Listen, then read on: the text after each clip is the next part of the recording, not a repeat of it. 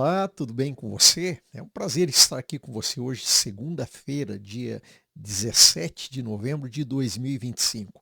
Nós estamos aqui participando das devocionais do livro Tudo para Ele, de Oswald Chambers. E eu sou o Nilson, né? Estou aqui em São Paulo, capital. Faço parte do grupo dos Amigos de Jesus, né? Do Instituto Jesus Cristo e também do Ministério Permanecer. É um prazer estar aqui com você. E a devocional de hoje, ela tem por título O Alvo Eterno. O Alvo Eterno. O texto base que ele tem está lá em Gênesis, capítulo 22, versículo 16 e 17. Aqui nós temos uma parte do texto, quando Deus está conversando com Abraão e diz assim: E disse, jurei por mim mesmo, diz o Senhor, porquanto fizeste isso, te abençoarei. Essa conversa de Deus com Abraão, Deus aqui diz para Abraão: olha, como você me obedeceu, como você fez isso, Deus disse: eu vou te abençoar. Não é? Então o texto, né, da devocional tem o seguinte: Abraão, neste momento, alcança o lugar onde ele está em contato com a própria natureza divina. Agora ele entende a realidade de Deus. Meu alvo é o próprio Deus, a qualquer custo, amado Deus, por qualquer caminho. A qualquer custo, por qualquer caminho, significa submeter-se à maneira de Deus para nos levar ao alvo. Não há espaço para questionar o Senhor quando ele fala, se ele fala a sua própria natureza em mim. Obediência imediata é o único resultado. Quando Jesus diz, venha, eu simplesmente vou. Quando ele diz, deixe, eu deixo. Quando ele diz, confia em mim nessa questão, confio. Este exercício de obediência é a evidência que a natureza de Deus está em mim. A forma como Deus revela de si mesmo a mim é influenciada pelo meu caráter, não pelo caráter de Deus. E porque sou um reles ser, às vezes teus caminhos me parecem comuns. É por meio da disciplina da obediência que chego ao lugar onde Abraão estava e vejo quem Deus é.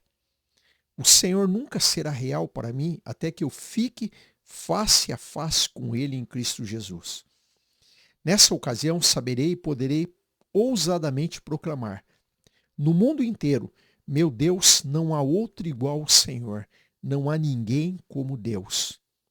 As promessas do Senhor não têm valor algum para nós até que, por meio da obediência, cheguemos a compreender a natureza de Deus.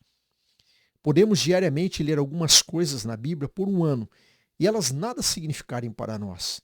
E então, por termos sido obedientes a Deus em alguns pequenos detalhes, vemos repentinamente o que Ele queria dizer e sua natureza nos é revelada instantaneamente.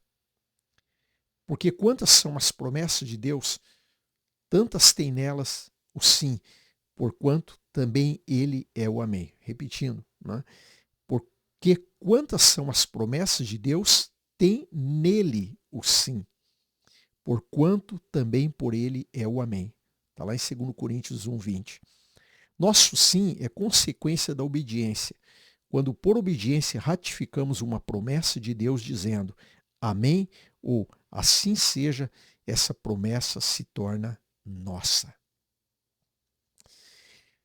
A maneira que Oswald Chambers aborda aqui é muito interessante. Por quê? Ele coloca aqui o fato de que Abraão, né, na hora que Deus o chama e Deus pede, né, a ele uma renúncia, uma entrega, né, lá no caso do próprio Isaac, o Abraão obedece o Senhor. O Abraão se coloca diante do Senhor e obedece. Deus disse, olha, porque você me obedeceu, Deus disse, então eu vou te abençoar. Por quê? O que Deus olha em mim e em você? Deus está buscando se nós temos a natureza de Deus.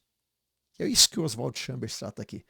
Como assim? Né? Pode parecer meio estranho. O que é termos a natureza de Deus?